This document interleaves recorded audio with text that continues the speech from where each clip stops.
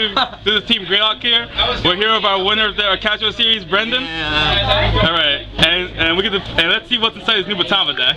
So I run 2 of the starter. It wasn't really helpful for the matchup, but it's good for like Link Joker or Kagura or... So in case the Kuroko dies once, you can come back again? Yeah, and that's good on the rear guard. It still works, so it's fine. I run 4 crit, 4 stands, 4 draw, deal, rainbow. Force trigger lineup.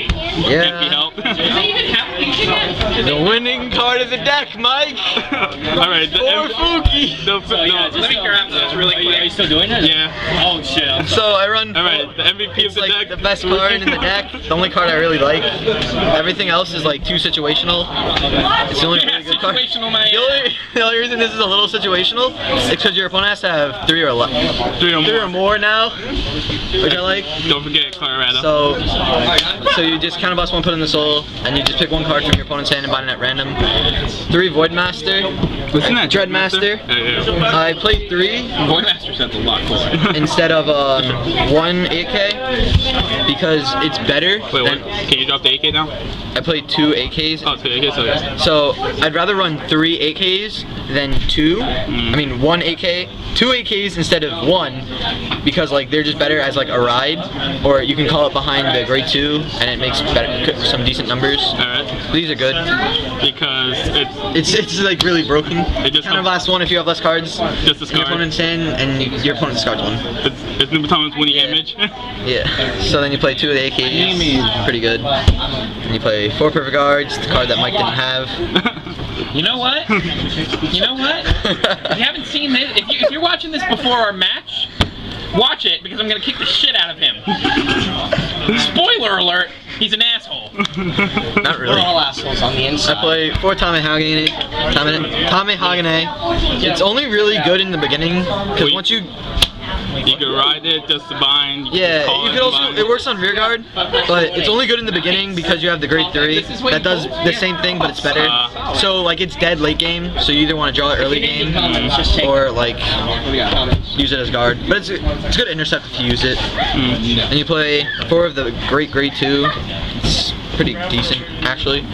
It goes to add. It gains +2 for every card that's bound that turn. It's really good. Combo that with your grade 3. Yeah, combo with the grade 3, and then like you just make numbers as high as possible. Give me a second. And then you play 3 10K. Good right target. Yeah. I don't want to run 2 or 4. I usually don't get gridlocked at 2. If anything, I get gridlocked at 3. I mean, on 2 going to 3, so that's fine. Alright, for grade 3 lineup. I run 3 of the break ride. If you don't know, it's when you break ride, your opponent discards 1, then binds 1 face down, you get +10K. And then the +2 effect is not amazing because your opponent has to have 3 or less, so it's not really good. And then you run 3 of the good grade 3. Probably 10. He gets strange. Kubi Kiri Kongo, I think that's how you say it. I was able to say it before. It's counterblast 1, bind your opponent's field, and if they have 3 or more cards in the bind zone, you get +10. That +10 though. So it's really good, especially with the grade 2. And then you can counterblast 1 and it gains +2. That's really good to hit cross rides. This deck can hit cross rides really easily, like 8K behind a 10, 7 behind a 11, or 7 behind the Koku. Really good. Then for the last grade 3, I run 2 Void Master and his brother. Did someone bind your speech the key component for your Dread Master. So that way you can counterblast 2 and discard 2 instead of 1. Yeah. Mike didn't let me. No, he didn't. And if you ride it, it's only good on. And if you ride it, it's not that bad because it's a 12K attacker. Yeah, it is. It is. All right. Oh, because it gets like +3. It gains +3 if it attacks on the Vanguard, and then it's fine, but it's bad on the defensive side. So how do you feel about this deck so far? Ever since you first got it? It's fine. I built it on Sneak Peek Day, and it worked really well.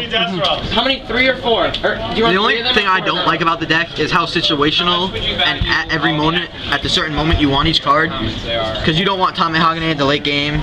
You don't want what I like to do first turn, or like when I ride grade 2, is I like to ride Tamihagane, and if I went and they have 2, if they attack me, and then I kill the booster, and then I call the second one, kill the front row, and I call Fuki, kill 1 card from their hand, and then they either drop a lot or they let it go, and I kill 2 of their cards. So what made you make this deck in the first place? I was tired of playing. What was I playing?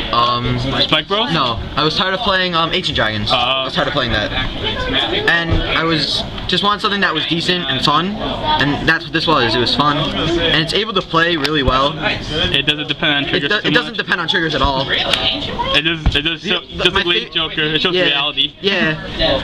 Jason. I really like this because, like, with this, you could counterboss 1, put this in the soul, and you gain 5. Or you can give this to Kokujio, and it gains +3. And then it makes it, if you're off by 3k to make a good number, it makes it better. Alright. So, it's really good, consistent. I like the build. I'm happy with it. Alright. I mean, it's a standard deck. You don't have many choices. So. Alright. This is our Game On Local with Brendan, and this is Team Gradelock signing out.